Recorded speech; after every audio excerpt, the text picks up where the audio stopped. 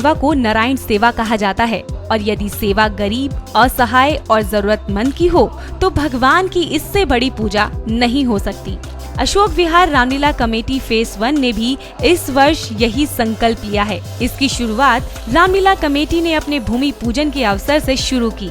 क्षेत्र के जाने माने पत्रकार और सूचना भारती के संपादक विजय आनंद के सहयोग और संयोजन में इस मौके पर बड़ी संख्या में दिव्यांग लोगों को ट्राईसाइकिल वितरित की गई। यहाँ जो भी दिव्यांग आया किसी को भी निराश नहीं किया गया। तुरंत रजिस्ट्रेशन के साथ ही साइकिल उपहार स्वरूप सम्मान के साथ दी गई। रामलीला के सेवा प्रकल्प की सभी ने तारीफ भी की। रामलीला कमेटी भी मानती है कि जो भी सुझाव अच्छे लगते हैं उसे मान लिया जाता है। दिव्यांगों की सेवा भी उसी का हिस्सा है। इतनी बड़ी संख्या हमारे पास, किसी न किसी के पास कोई ना कोई एक अच्छा आइडिया आता है जिसको हम इसका रूप दे देते हैं। जैसे ही आइडिया हमारे पास सूचना भारती विजय आनंद के द्वारा पहुंचा, कोहली जी को मैंने कन्वे किया। कोहली जी और हम सब ने मिलकर इस कार्यक्रम को रूप दे दिया जो आपके सामने है। और ये कार्यक्रम रामलीला के दौरान भी चलता रहेगा। आज अगर 51 साइकिलों का वितरण हुआ है तो हमें उम्मीद है कि रामलीला के मंचन के दौरान भी हर दिन हम कुछ ना कुछ साइकिलों का वितरण करते हुए इसकी संख्या को बढ़ाने का प्रयास करेंगे। ये हमेशा ऐसा होता रहेगा, रामलीला में नहीं होगा। रामलीला के बीच में पूरे साल के अंदर हमारी रामलीला कमेटी कुछ ना कुछ इस तरीके के कार्य करती रहती है। रामलीला के दौरान भी जो भी इसमें योगदान अपना दें, हमने विकलांगों को ढूंढा, उनसे सर्टिफिकेट लिए गए, उनके आधार कार्ड लिए गए और ऐसे व्यक्तियों को दिया जो आर्थिक रूप से बड़े कमजोर थे। रामलीला ने ये बहुत बड़ा कार्य किया क्योंकि हर व्यक्ति चाहता है मैं रामलीला से जुड़ूं। अशोक विहार रामलीला कमेटी द्वारा आयोजित भूमि पूजन समारोह पर हर बार की तरह इस वर्ष भी बड़ी संख्या में सामाजिक धार्मिक संस्थाओं के प्रमुख और स्थानीय जनप्रतिनिधि और नेता भी मौजूद रहे।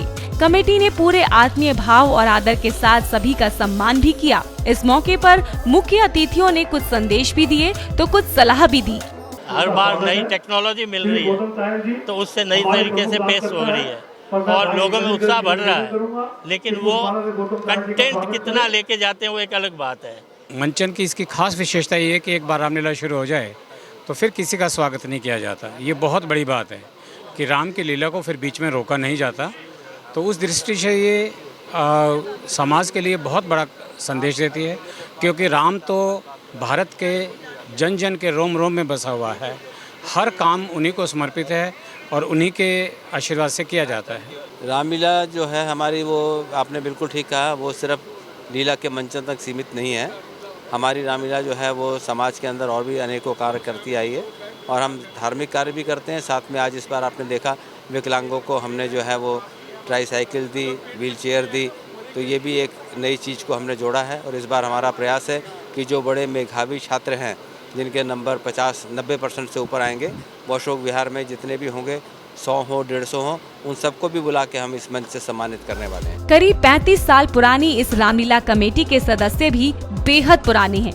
बात चाहे कलाकारों की हो या फिर सदस्यों और कार्यकारिणी की, ये सभी लगन और मेहनत ही है कि ये रामलीला दिल्ली में प्रथम स्थान पर रहती है। सभी इस परिवार का हिस्सा होने पर गर्व भी करते हैं। आप एक बार अशोका की लीला देखेंगे तो ये अशोका की लीला रामचरितमानस के ऊपर ही आधारित दिखाते हैं।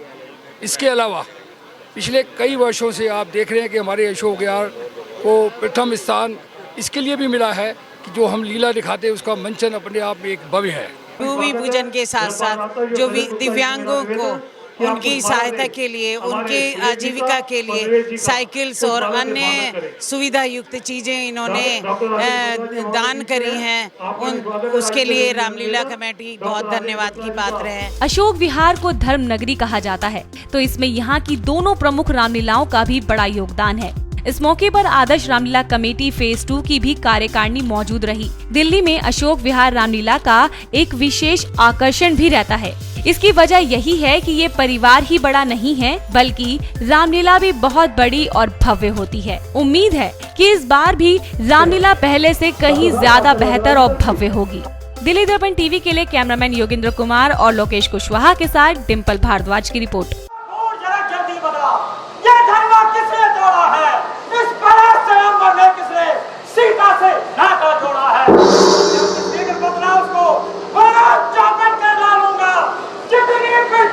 राज तेरा सब उलट पुलट कर डालूंगा।